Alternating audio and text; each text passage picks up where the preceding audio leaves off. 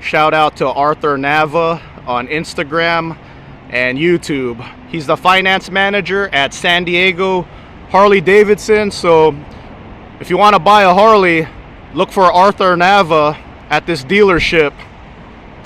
A couple of months ago, he leaves me a comment telling me if I want to show my subscribers what a Ford Parts 1 2-inch spacer lifted van looks like, stop by his dealership. So I finally have some time, so this is what it looks like. He's going to go with the 5-inch lift. He's going to go with action van suspension. But right now he has the 2-inch Ford Parts 1 spacer lift. And I know what you guys are going to ask, so let's talk about it right now. $600 for this bumper, custom built in Mexico. I told them, you need to tell those guys to make this bumper and sell it. I want one. And yeah, I'm gonna try to get one now. Who wants to buy my light bar from me? You guys always ask about this ORW light bar. I bought it like 11 years ago for like $160, I think. ORW stopped making it. They need to start making it because the interest for this light bar is a lot higher now. Over the last 10 years, the lifted van hype has been strong, and it's just getting stronger. So yeah, this is an E150 4.6 motor, and it's the short body. So I've said it before and I'll say it again. If one of the 5-inch lift kits are just too much money, it's out of your budget, hey, I get it. I talk to a lot of you. Some of you guys are family men with kids and you just can't budget a 5-inch lift kit, or you're saving for a 5-inch lift kit. Maybe a 2-inch spacer lift will be good enough for you. And if you're short body, this is perfect for off-roading. And then it's a 150, so it's lighter than a 250 or a 350. 265 tires on this thing. It's all about the pattern. It creates that illusion that this tire is the same size as my 285s.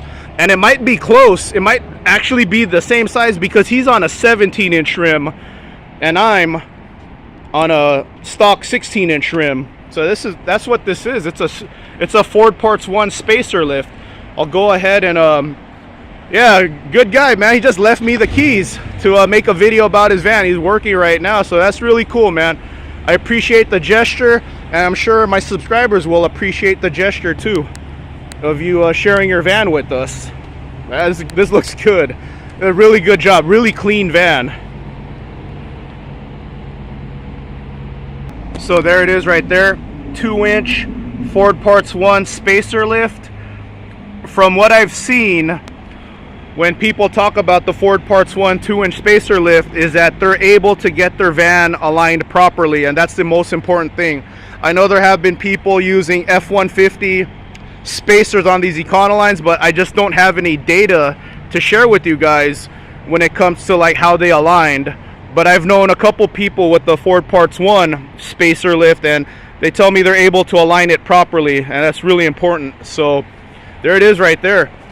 If you're wanting a lift and the 5-inch lift kits are just out of the budget, look into a Ford Parts 1 spacer lift. Hey, Ford Parts 1, if you're watching this, a couple of my subscribers have pointed this out. You guys got to watch those hidden fees. That's unappealing to a lot of people, those hidden fees that you guys add. Like, if people don't want a rear lift block, you know, they shouldn't have to buy it, and then you charge different prices for the amount of lug nuts that the van has. People look at that and say that doesn't make any sense. So Ford Parts 1, yeah, if you're watching this, that's just the one drawback about your kit that people don't like. But other than that, it's a great option if you're on a budget. Fraction of the price of a 5-inch lift. So yeah, Arthur's going with Action Van. So current pricing in 2023, Action Van Suspension will install their base 5-inch lift for $3,500 out the door. Weltec is going for about $5,200.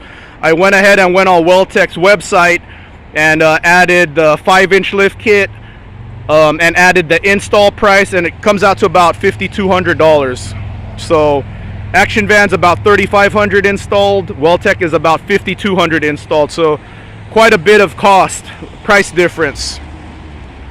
So there you go. Short body E150, about 1,000 pounds lighter than the 250 and 350, sometimes even more depending on your configuration. But he's gonna put an air mattress in here, full-size air mattress, and he has a front seat. Here's his compressor.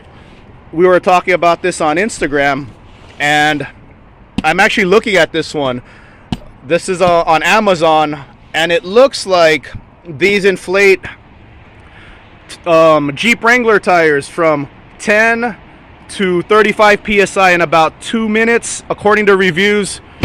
So since this guy has a 150, I don't think he needs to inflate his tires to 80 psi, 60 front, 80 back, like the 250 and 350s with load range E tires. So that inflator will fill this up fast. So according to the reviews of that compressor, the Wrangler guys are saying 10 to 35 psi on a 33-inch tire in about 2.5 minutes. So I'll look into that compressor.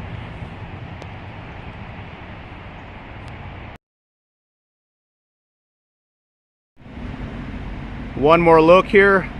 Arthur, I appreciate the kind gesture, man.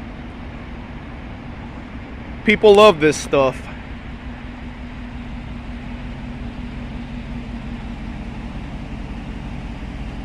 Looks good. Can't wait till you get a 5-inch lift on this van, man. You're gonna love your van even more. You know what Arthur said on his on one of his Instagram posts? I'm gonna look for it before I edit this video. He said in one of his posts, he took this van out on a road trip for the first time, went camping for the first time, and he said, out of all the vehicles I've owned, this is the most fun. And that's what I like to see. He has a side exhaust going, 4.6 motor, like a Mustang.